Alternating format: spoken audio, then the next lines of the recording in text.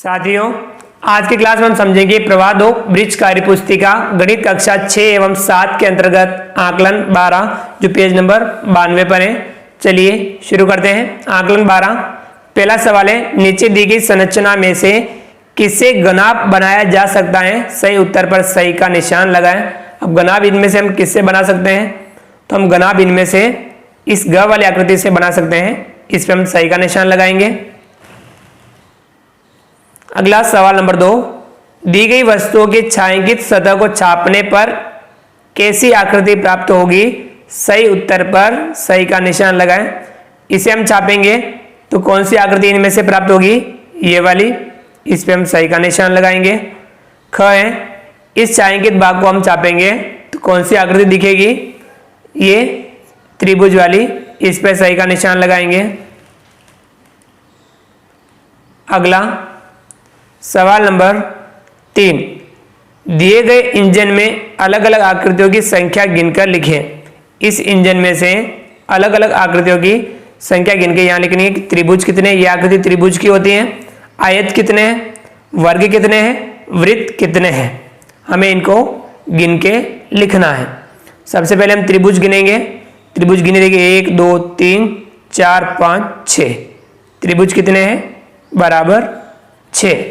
अगला है आयत गिनेंगे कि यहाँ आयत कितने हैं। तो यह देखिए, ये रहा आयत 1 2 3 4 5, ये पूरा 6, यहाँ तक 7, पूरा 8 9 10 11। तो आयत कितने हैं? 11। कितने वर्ग? वर्ग गिनेंगे। वर्ग यहाँ 1 2 3, तो ये 3 वर्ग हैं। वृत्त कितने हैं? वृत्त गिनेंगे। वृत्त यहाँ देखिए 1 पूरा 2 3 4 5 6, तो यहाँ वृत्त हैं 6। चलिए आगे बढ़ते हैं। अगला सवाल चौथा, दी गई आकृतियों को 1/4 घुमाकर चित्र बनाए। 1/4 घुमाना है। इसको हम 1/4 घुमाएंगे तो कैसा चित्र बनेगा?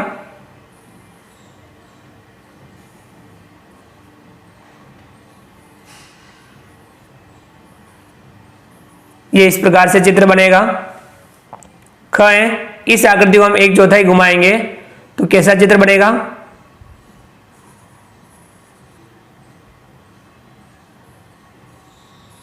ये इस प्रकार का चित्र बनेगा।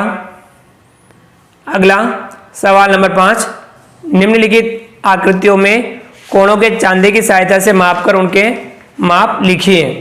हमें इन कोणों को चांदे की सहायता से मापना है और उनका माप ये लिखना है। तो देखिए क वाला चांदे में हम इन लाइनों से कोण मापेंगे। इस क वाले का कोण मापते हैं हम।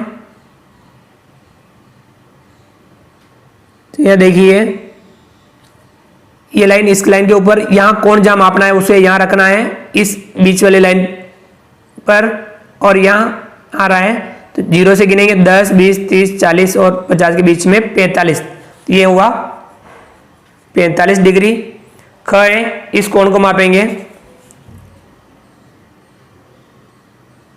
देखिए ये 0 10 20 30 40 50 60 और 70 के बीच में 65 डिग्री। इसे लिखेंगे हम 65 डिग्री। ग है, इस कोण को मापेंगे। इधर से मापें तो 10 20 30 40 50 60 70 और 80 के बीच में 75 डिग्री। ये रहा 75 डिग्री। इस कोण को मापेंगे।